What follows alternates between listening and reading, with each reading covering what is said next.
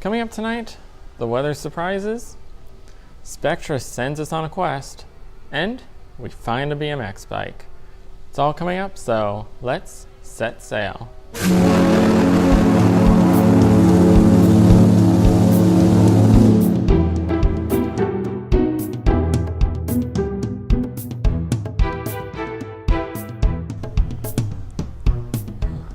Welcome to day number 8 of the cruise view from onboard the Anthem of the Seas. Once again, I'm Terry Picone, and today was Thursday, May 10th, 2018.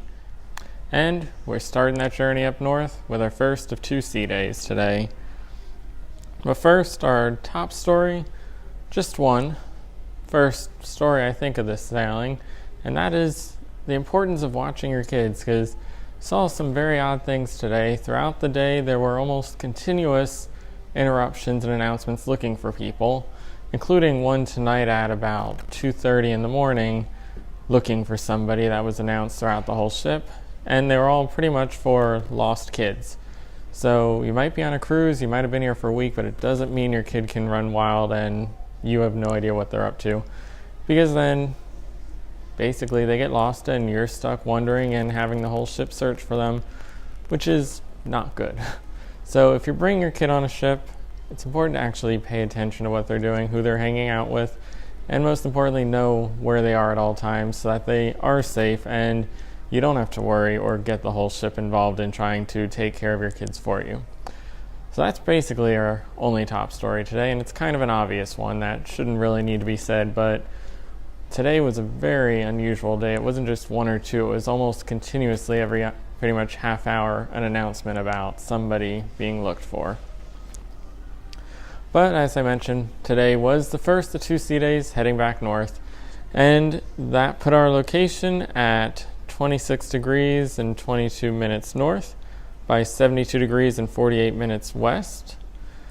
Of course, our next stop will be Bayonne, New Jersey, as we are heading north, so we're now heading up towards the north along the coast, and could potentially get some choppier seas as we get a little farther north than we were today. And for the weather, it was actually a very beautiful day. We are heading north, but the weather seemed to stay more with the Caribbean weather. We had a sunrise this morning at 6:15 a.m. and a sunset at 7:13 p.m. Throughout the day, we had temperatures in the upper 70s, a very warm day.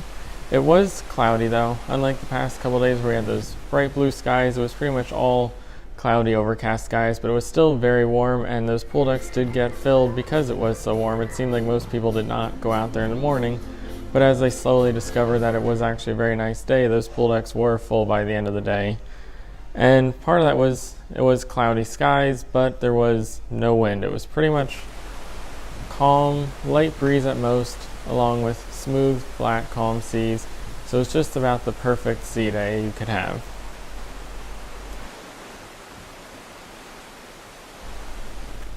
Then moving on to our compass, it was a sea day, so that usually means a little bit more going on.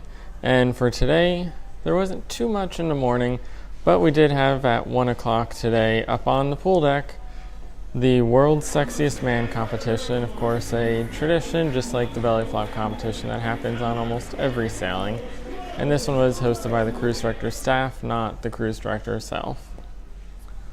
And then this afternoon at 2:30, over in 270, they had the Royal Caribbean Story Part 2. So of course in the Independence of Seas, I saw Part 1, and you can of course check out the video of Part 1. I unfortunately don't have a video of Part 2. Did seem a little bit dated, even though I haven't seen it on any sailing since the Independence of the Seas, so I've only ever seen Part 1 before today. Part 2 did seem like it was made around the time that Project Sunshine was known and Quantum had not yet been built. The ending of it kind of went into some concept art and the idea of the Quantum class rather than the actual execution and delivery of the Quantum class. So it might be a little bit older. It was still a pretty good presentation, not quite as good as Part 1. Part 1, in my opinion, was very thorough in the things people don't know, the history, the reason behind stuff, the background on things. Part 2 dealt with more ships that are currently sailing, and as a result, it seemed like they kind of skewed a little bit too sales pitchy on it. A lot of the time was spent going over features of the Oasis class and ships that are currently sailing, and felt almost like they were trying to sell you on why you should sail these ships rather than the groundbreaking efforts that Royal Caribbean did and what they actually accomplished and why they did those things, all the little events that happened throughout the history, which is what part one really kind of focused on. So, as I mentioned, it is a little bit dated. Maybe we'll get a new part two at some point. They did give a nice little wrap up to the current time at the end of part two that included the delivery of Quantum, Anthem, Ovation, as well as Symphony and Harmony. But there's still a slide that said 21 ships when currently there are 25 ships in the fleet. So that gives you an idea of just how dated the actual presentation might be, even if they are updating the script a little bit. Then after that, a little later in the day, just before dinner tonight, went over to Seaplex to take part in the bumper cars. Of course, the bumper cars are available in the Seaplex almost every day. There are a variety of activities the Seaplex hosts, but the bumper cars are probably the most popular and the most often operated event in the Seaplex. Then at 5:30 tonight, of course, was dinner. This was the second formal night of the sailing, and now that it is the second to last night, we can say for certain there is no semi-formal on this ship. Once again, we are back to 2 formal and the rest as casual nights. For tonight's menu, it was actually a very good menu. It was possibly one of the best menus of the sailing. There were a variety of items for starters, entrees, and desserts that looked delicious. And of course, that meant ordering a variety of things. So for my starter, I ordered both the roasted tomato soup as well as the Vidalia onion tart. For my entree, I got the cheese tortellini, a dish I've had on a few other ships in the past. Dessert, I got the chocolate molten cake. This one's been a little hit or miss in the past. This one was probably a miss.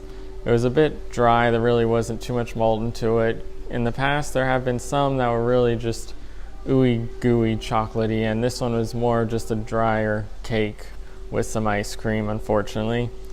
And I also got the baked Alaska as a second dessert, and that one was delicious.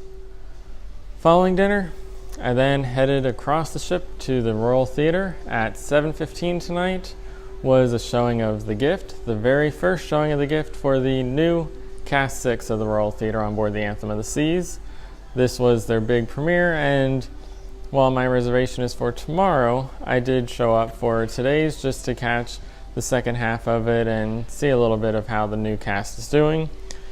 The Gift, of course, was one of the shows that I did get to see last year on the Anthem of the Seas, and while it may not be as big of a name catcher as We Will Rock You, it is certainly on par in terms of the quality, the graphics, the costuming. It is a very beautiful show to go see. So if you're on the Anthem of the Seas, make sure you check it out. And the new cast did an incredible job today. At the end, Chloe came out to go through and thank all the different crew that were involved in getting this cast ready, and all the people that were in the house, including some of the costuming people and production people from the shore side, as well as the entire current cast there to welcome the new cast and see their first show, along with a few of the officers, including the captain himself, who was in the room to watch it tonight. History. A little bit of history. You see this wonderful cast here? Yeah. Do you remember We Will Rock You? Yeah. Oh. Do they look a little bit different? Yeah. Oh, you're good. How could you tell? How could you tell? Ladies and gentlemen, this does not happen often. This does not happen often where we have 2 full casts of 24. That's double trouble, everyone, just so you know. 2 full casts of 24.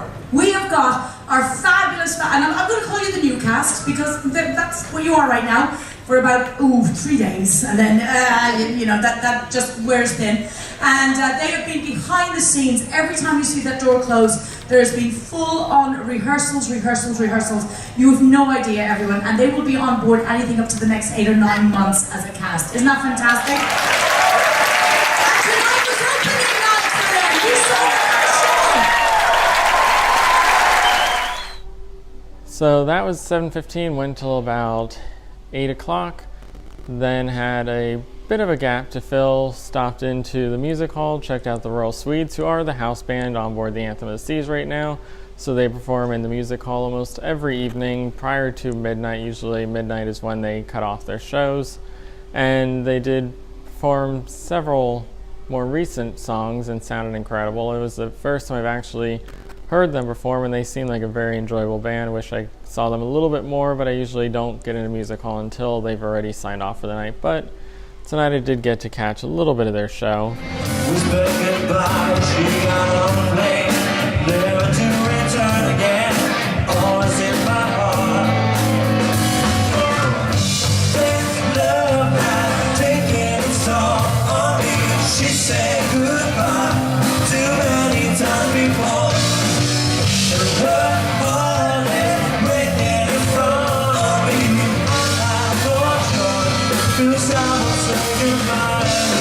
And then I stayed there until 9 o'clock when it was time to head to 270 because there was supposed to be another showing of Spectre's Cabaret tonight.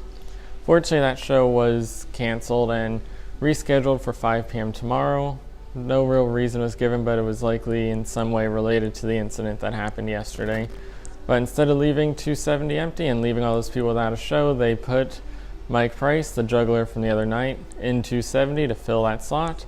And it seemed like he put on pretty much the exact same show that he did in the Royal Theater, which, for anyone that already saw it, wasn't very good. But if you didn't see it, it was certainly a great show to see. And the venue was not the fullest because I'm sure most people saw it already because he did have 2 showings of it in the Royal Theater. But I did stick around for a little bit of that.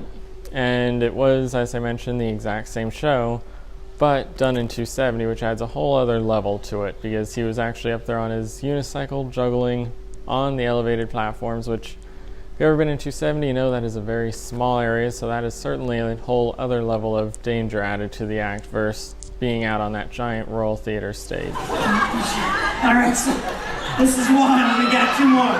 One, watch yourself. Don't fall off the stage. I would chase you around, but I know I'm going to get sued any second. All right. So it looks like this. It looks like this. Okay. Yes. Okay. And now you all have to yell at one time. What trick do you want to see with the 3 machetes? Any trick, yell it out. Then once that was over, headed back across the ship again. You can see the theme tonight, back and forth the whole night long. Headed back to the Royal Theater to check out the late night adult comedy, which was starring Troy Thurgill, who of course was the comedian from last night. He had 1 show last night and he had 1 show tonight at 10:15, but this one was adult only. And compared to the other comedians, he really did not cross that line as much as you'd kind of hope. It was labeled adult only, it was always advertised as adult only, but there really wasn't much to the act that required that kind of label to it. And unfortunately, without that little bit of edginess to it, it really kind of fell flat in my mind. It was a little bit dull of a show compared to some of the other acts that we've seen throughout the sailing, including his show yesterday. I did not think today's was quite as good and certainly not worthy of the adult only label and the extra hype that usually brings with it. A lot of things up there are overkill. That lifeguard with that buoy standing by the pool that you could... A pool that you can stand up in.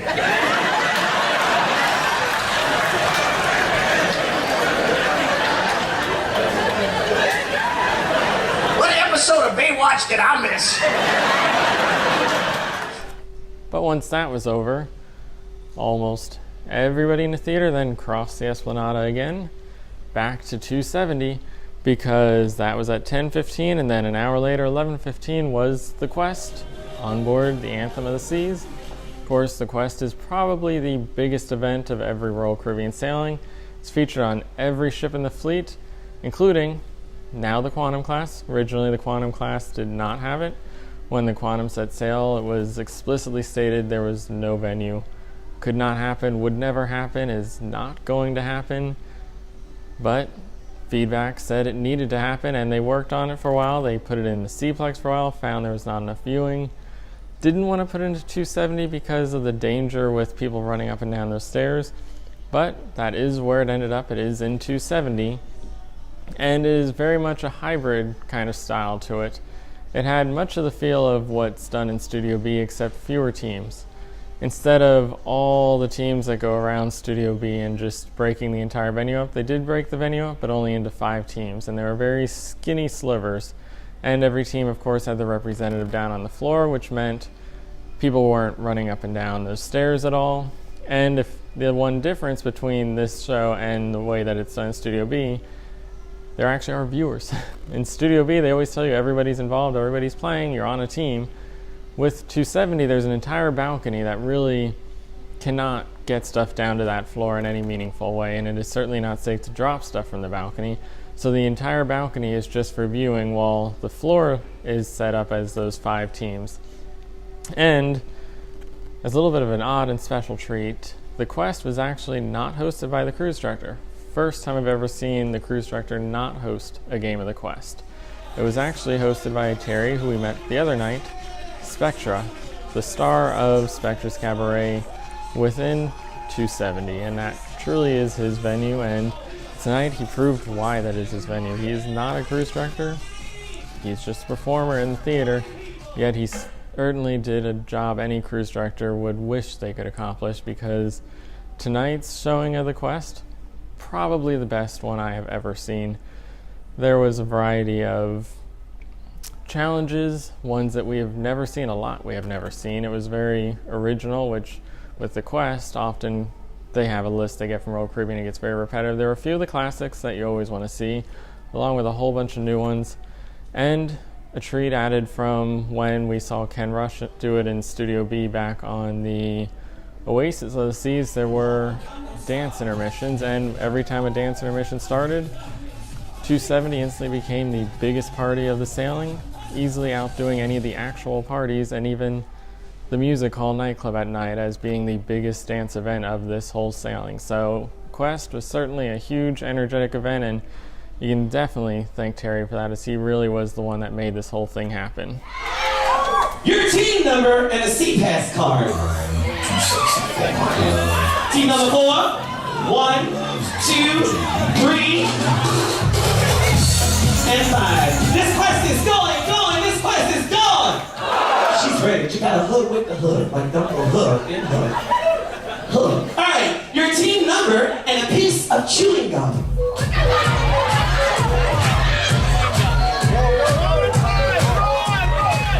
Team number 2. Team number 3. Team number 4. This quest is going. Team number 1. This quest is gone. Can we move on? Can I see your team number? And 6 shoestrings out of the shoes.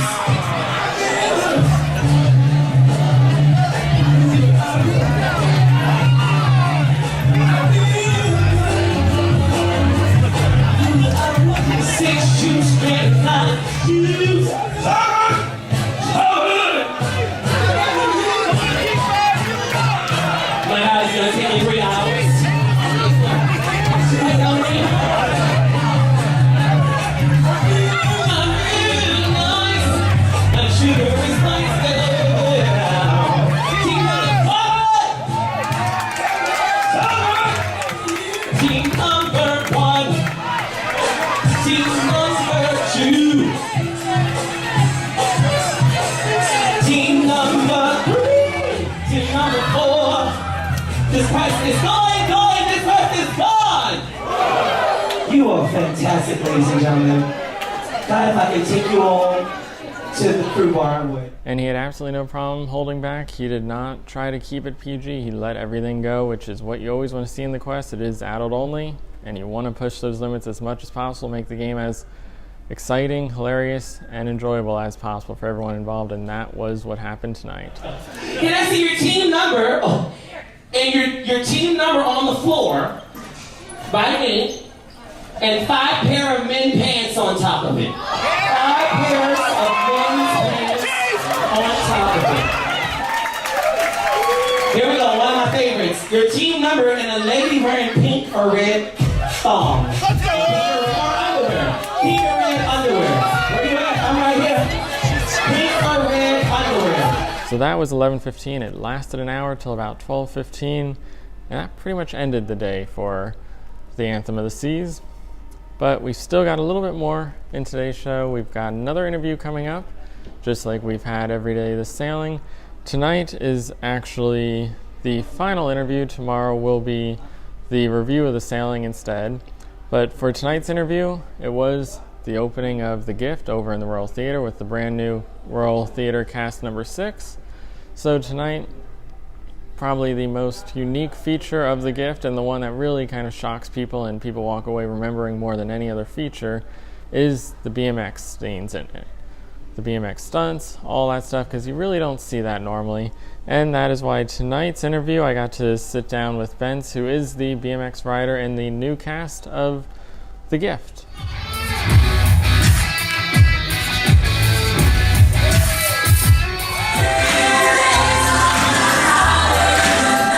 So today I'm joined by Bence, who is the BMX rider within The Gift. Thanks for joining me. Hi. So could you give me a little bit of background on yourself? Yeah, so I'm Bence. I'm from Hungary, and that's a little country in Eastern Europe. And I'm riding BMX for 15 years now, and I try to ride every day, even if we're on a cruise ship, which makes it hard, but yeah, try to do it every day.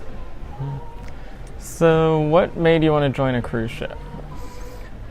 Actually, I never even thought about it, that there's a show or there's something like they do shows on cruise ships. I didn't even know that they had like lots of ships and lots of different companies with huge ships.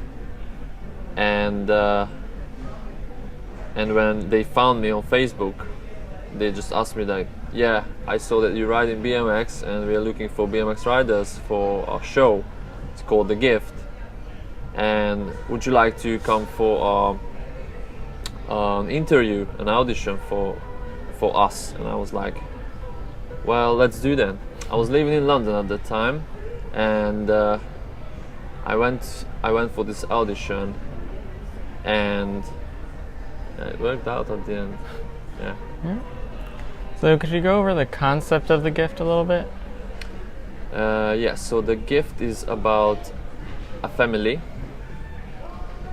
It's more like I would say it's a dream.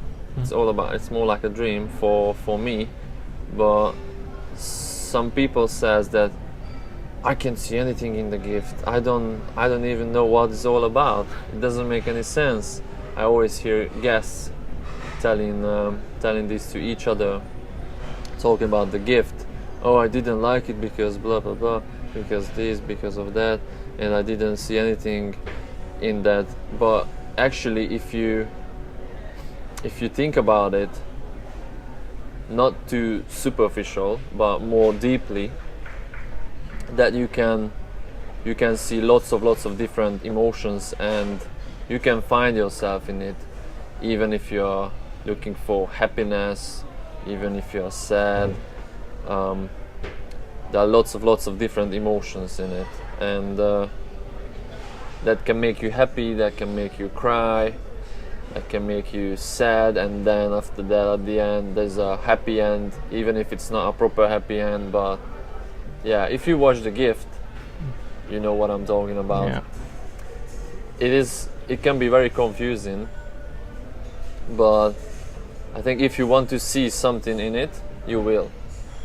So I really like it, not just because I'm in the show, but it's a very nice show. So Yeah. it's well put together, and we worked a lot with that show. So I was doing the cast 1 in 2015, and we put the show together in Miami under 2 months. Long working days. You cannot imagine how long, and we didn't even know what we want to do on stage. We had 2 BMXers in The Gift, and then we did the show together, like a synchronized BMX moves and stuff like that. It was nice, but they changed the show. They changed the show in every single cast, because obviously everyone has their own individual, and they want to express themselves, so producers have to like work with them on these roles, that just to put them together like properly, and like mold them together. So that's why every single cast is a little different than the others. But the show is still the same, obviously. The roots of the show are still the same, and the meaning is still the same. And now this is cast 6, and the show changed a lot since the cast 1. And I'm the son now in this family, and I have a sister, and I have a father who's an alcoholic. And after the wife died, father became alcoholic, and the whole family just fall apart. And we live on a tugboat, teetering on the edge of a very, very high cliff, and on a rainy embankment. Yeah, it's a weird thing because it's actually not possible. I mean, it's possible, but you know, it's not a common thing. So the wife shows up as a ghost. Dancers are ghosts as well, and the storytellers are ghosts as well. And only the son, the daughter, and the father still alive. And these ghosts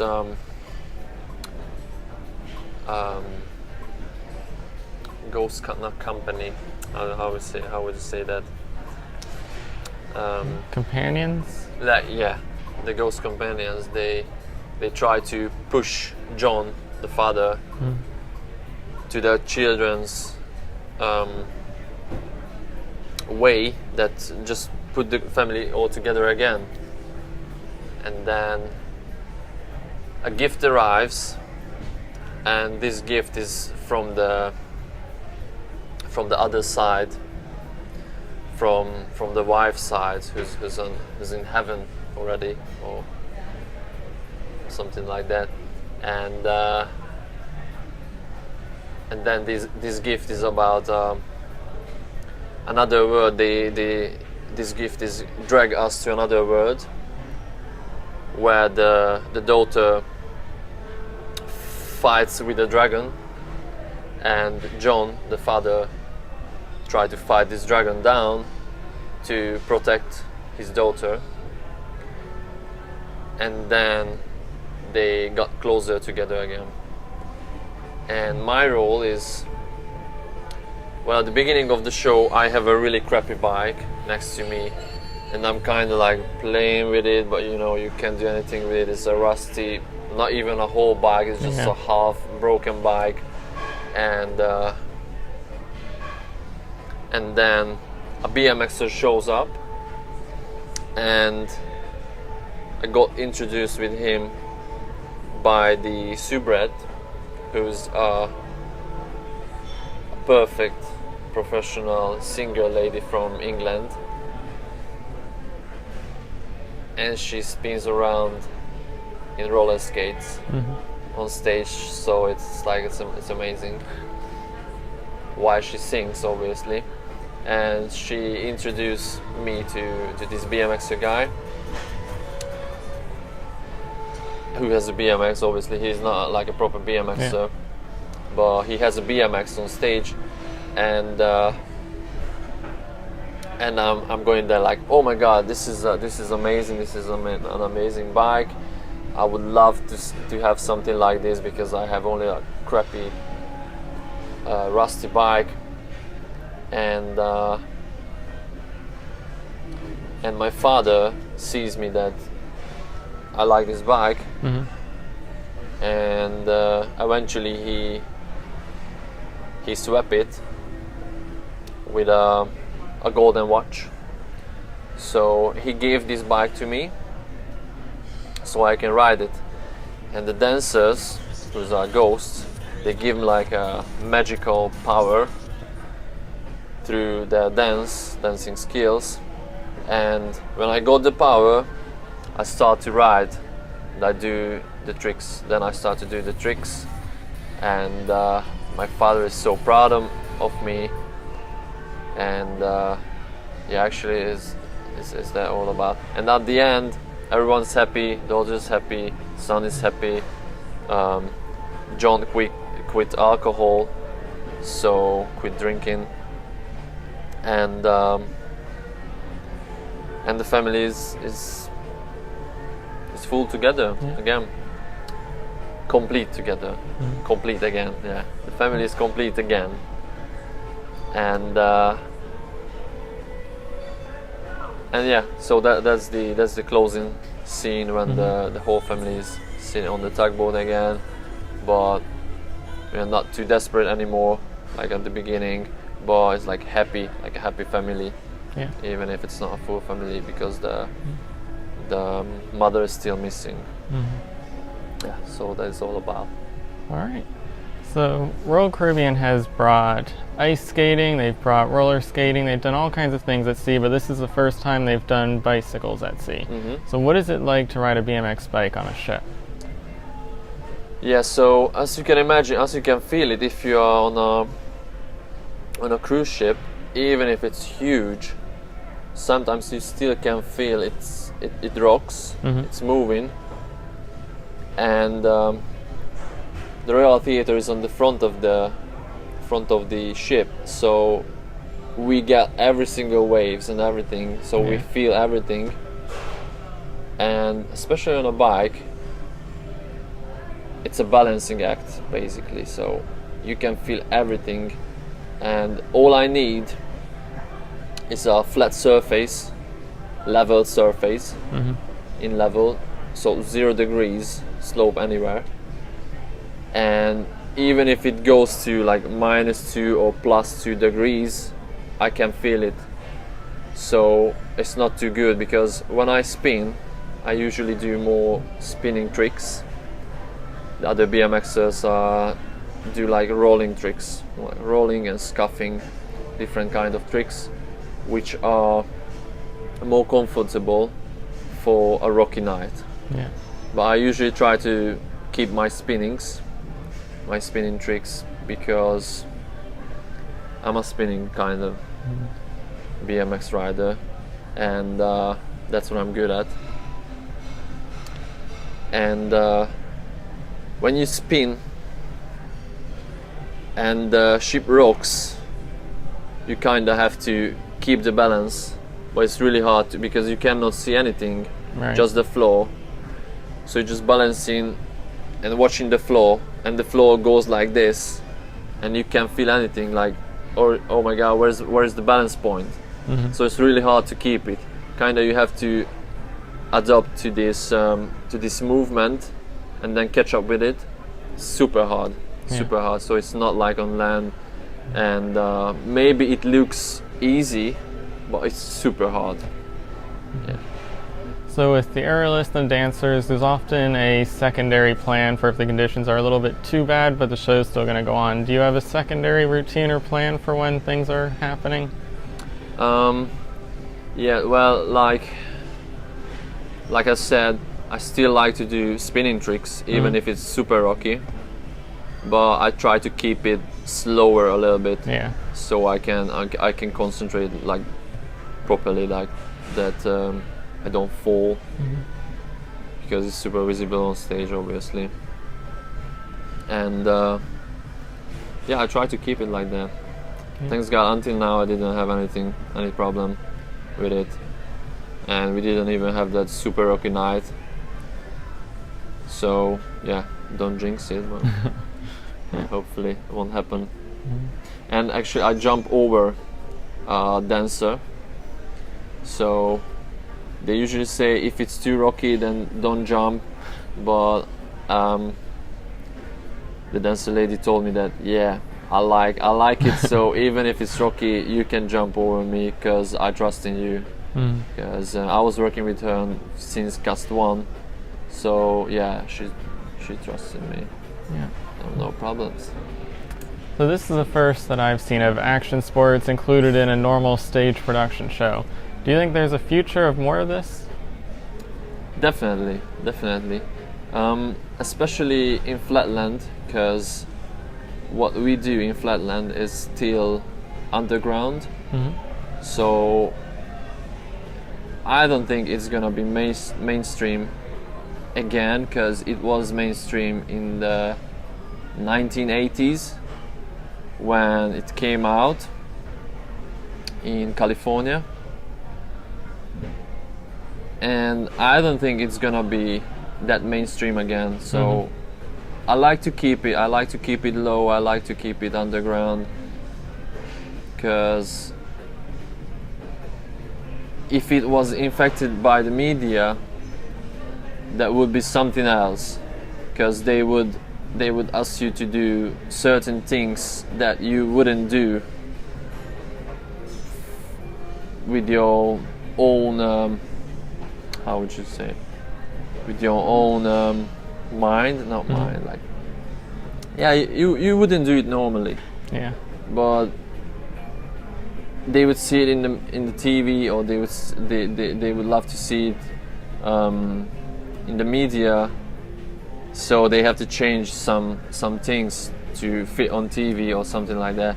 And I wouldn't do that, because they did it with football, they did it with basketball, and I don't feel like those games are clear enough anymore. So it's just not the original clear game that it was before. So I don't want this to happen with BMX Flatland. So I like to keep it this way, and obviously I like to show BMX skills to those people that they never seen this before, and I like to see them so happy that, oh my god, I cannot believe this, it's even possible on a bike. And this is what I thought when I first saw BMX rider in my life, and it's such a good feeling that gives you motivation to do something. Like, if it's possible, then everything is possible. Probably it's an amazing thing. You never see this before, and then you maybe start riding like I did, and yeah, it's a nice thing to do. Yeah, so I think there's definitely a future in this, because we have lots of different tricks, and it's a freestyle sport, so you have to create your own tricks and own movements, and if they ask you to join a show, then you can start to work on your role. That okay, so they want to see this kind of role, this kind of character, so I can work on it, and that even gives you more motivation to create new tricks. And I think it's such a good thing that you can think about it and you can make it real, like make it come true. So I think there's definitely a future. Yeah. So with the gift cast, they obviously rotate. We're on to 6 casts now, but your rotation is slightly different than theirs. How does your contract work? Yeah, so I finished a 2-month long contract with cast 5 because I had to go to join cast 6 in Miami for rehearsals, and now I'm here for 4 months, and then someone else is gonna take over. I'm not sure who. But yeah, usually we do like 4 months, 2 months, 4 months, and 6 months contracts sometimes. It really depends on. Depends on. I don't even know what, but they just decided like, okay, you're gonna do a 4-month long contract. Yeah, usually I guess it usually depends on the availability of us. So if someone's doing other shows on land, so they obviously cannot join the rehearsal period in Miami, and that's why someone else has to join, like I did. So that's why I did only 2-month long contract at my previous contract instead of 4. and yeah, I hope I can come back in like 4 months after my 4 months long contract. So maybe after 4 months, Yeah. So yeah, every 4 months, I think. So how many different riders are there right now? We have 2 riders and me, but one of us is injured now, so he's doing like a physiotherapy at the moment for long months. So it's not too easy to recover from a shoulder surgery. He had to do a shoulder surgery. So let's see. Yeah. Hopefully you're gonna get better soon. In the future, you're hoping to come back to the gift again. Do you have any other plans for the future? Yeah, when I'm on vacation, I live in London and in Hungary. So I do like school demos, school shows, birthday parties even. I had a birthday party for a politician in London next to Thames. It was like 2 months ago. No, sorry, 2 years ago. 2 or 3 years ago. And TV advertisements, magazine shoots, photo shoots for different companies, clothing brands. What else? Yeah, so I try to, keep it this way, even if I'm on vacation. Yeah. So, yeah, and ride every single day, obviously. Yeah. That's the way. All right. So is there anything else that you'd like to tell the viewers? Oh. Thanks for watching. Thanks for everyone. And if you want to start BMX, then visit my page and visit my YouTube page, and you can see some videos, and if you like it, maybe you can start to ride. Good luck. Thank you. Thank you. So of course, I want to thank Bence for taking some time out of his schedule to sit down and talk to me. He certainly knows a whole lot about the gift since he's been there since the beginning, and hopefully anyone that's kind of been confused by it or felt they couldn't really enjoy it because they didn't understand the concept now understands it a bit more. And if you get back in the Anthem, be sure to go back and watch it again. It's once you know all that story, you understand what's going on, you will definitely enjoy the show more. And even if you did think you knew it and enjoyed it before, now hopefully you have a deeper understanding and you'll get an even better enjoyment out of the show, because there is so many levels to it, as he's mentioned. It really is a very deep and emotional show, so be sure to go check the gift out whenever you're on Anthem of the Seas. So that about does it for today. Tomorrow, of course, we have another sea day, our very last sea day before we get back up to Cape Liberty, New Jersey. And tomorrow's episode will, of course, feature, as I mentioned, the review of this whole sailing, the Anthem of the Seas, everything that's gone down, and a look ahead of the future sailing. So be sure to tune in tomorrow for that. First, I am Derek Cohn, and thanks for watching. Stay tuned for the links.